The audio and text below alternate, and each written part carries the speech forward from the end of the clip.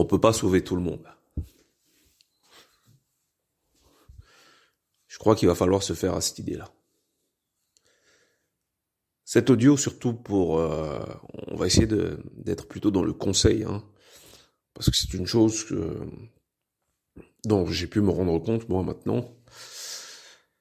Et je tenais quand même à en faire part parce que ça m'a économisé beaucoup d'énergie de prendre conscience de ça. Je voulais parler du fait de savoir dans quoi mettre son énergie et dans qui mettre son énergie. Il y a des gens, ils ont décidé d'avoir un style de vie, une façon de voir les choses. Il faut l'accepter. On est dans des milieux où on parle beaucoup de conscientiser tout le monde et n'importe qui. Vous avez beau avoir un entourage, vous n'êtes pas facteur de changement pour eux. Peu importe votre contribution. Il faut l'accepter. Il faut l'accepter et je crois qu'il y a, comme on l'a dit dans un débat audio, il faut pas mettre de l'affect dans quelque chose qui ne te rapporte pas. Et il faut quand même qu'il y ait un échange. Sinon, il va y avoir un déséquilibre. Et ça peut être très douloureux sur le plan psychique.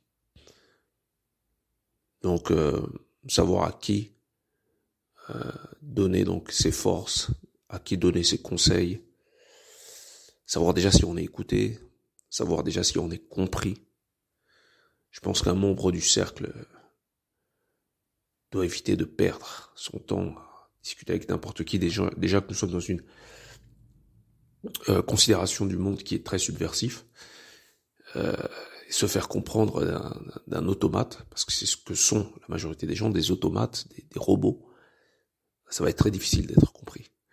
Donc le meilleur conseil que je puisse vous donner plutôt, c'est d'abandonner l'idée que vous allez changer des gens.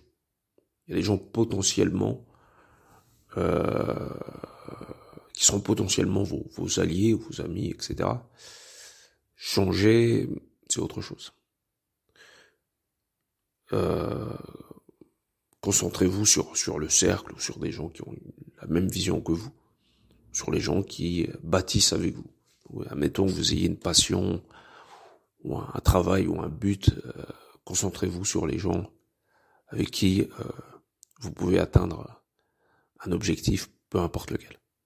Évitez de perdre votre temps à essayer de conscientiser des gens qui de toute manière sont des automates. Ça ne va générer en vous que de la souffrance et de la frustration. Beaucoup partent du principe que nous sommes tous dans une démarche d'évolution. C'est faux. Il y a des gens qui sont dans la stagnation et ça leur va très bien. L'automate vit sa routine très bien. Il regarde les infos, il va au boulot, il part en vacances. Pour lui, ça lui va. Il veut pas plus. Il n'est pas dans une finalité d'émergence spirituelle. Et nous qui sommes dans cette finalité-là, on doit comprendre que l'automate, il est comme ça. Par exemple, avec Gims, ce qui s'est passé dernièrement, il est devenu la voix des sans-voix, un espèce de porte-parole. Il y a cette espèce de mendicité du leader chez nous qui devient ridicule. Donc non, Gims n'a pas changé. Non, Gims n'a pas eu de prise de conscience. Gims, c'est juste un jeune homme qui a voulu exprimer une idée pour faire valoir des choses qu'il sait ou qu'il comprend à demi-teinte, etc. C'est tout. C'est du buzz, en d'autres termes. On a affaire à quelqu'un qui veut rouler des mécaniques.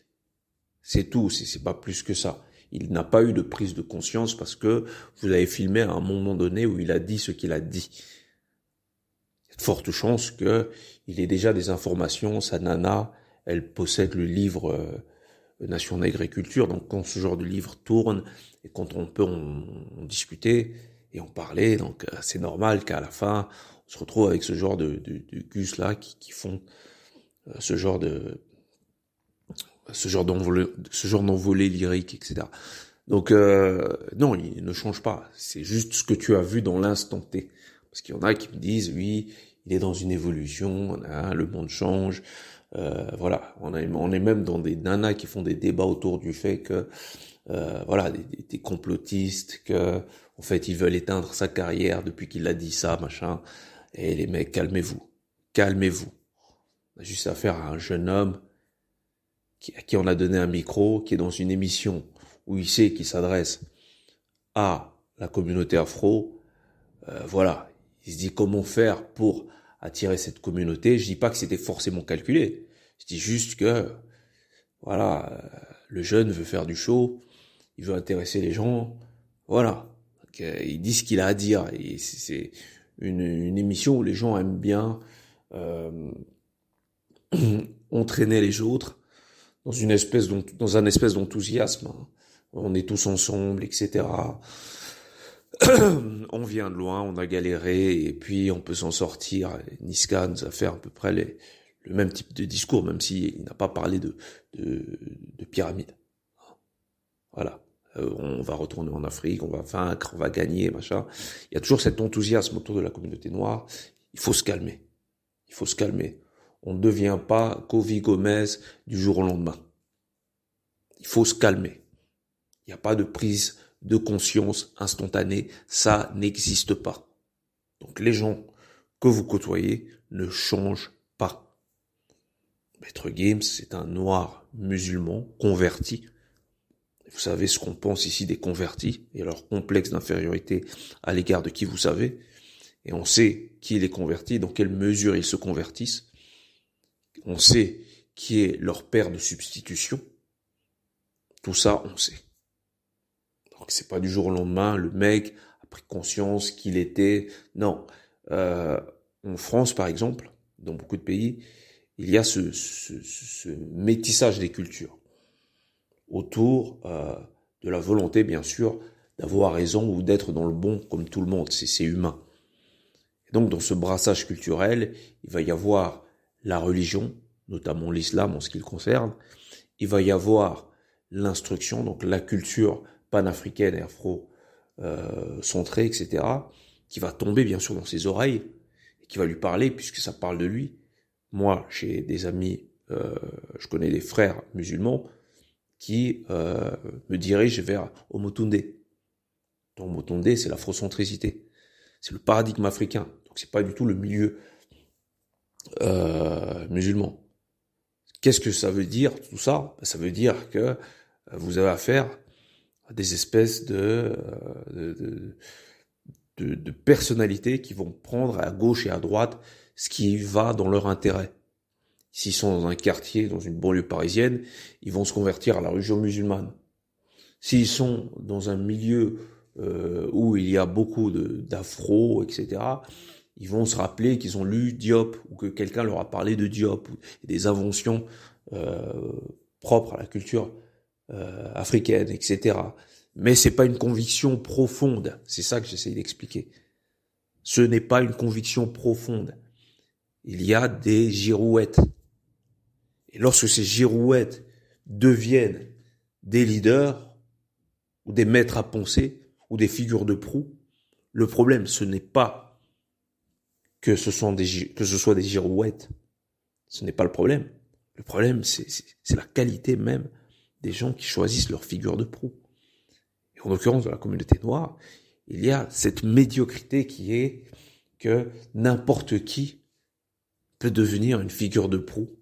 Et c'est la même chose avec Kofi Olomide, qui prétendait que Gims était donc représentatif ou le représentant de la musique congolaise, sous prétexte qu'il vend des disques.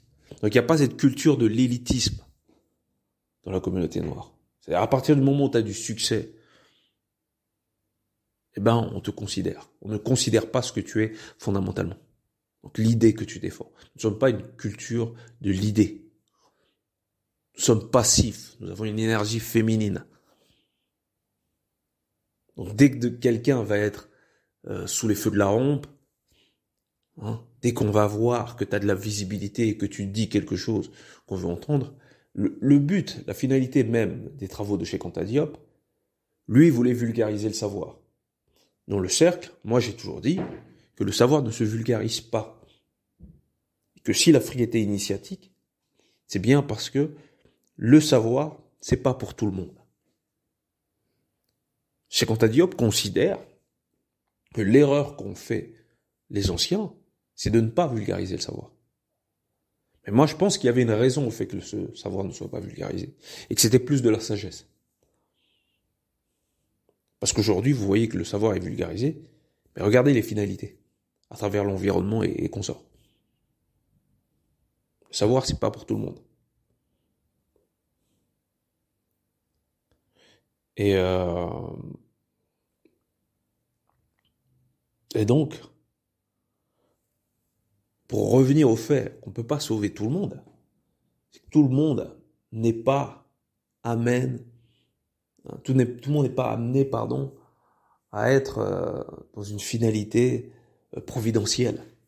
Tout le monde ne cherche pas une destinée. Certaines personnes veulent juste briller. Certaines personnes veulent juste exister. Faire des photos sur Instagram et montrer qu'ils ont une vie intéressante.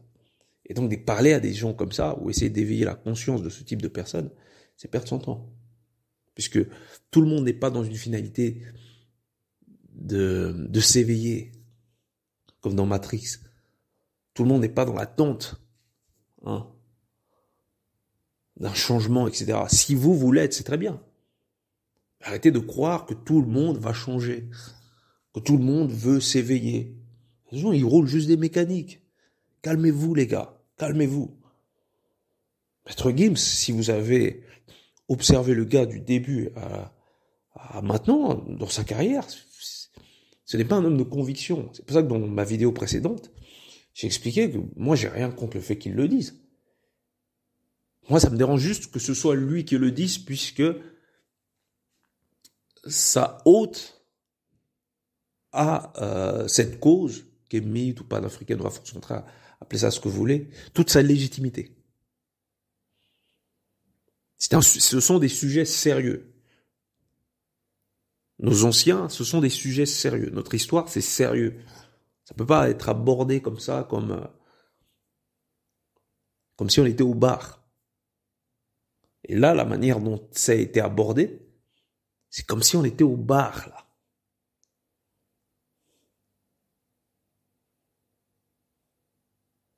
Donc, j'ai rien contre. Ça fait partie du code, du code propre à cette émission.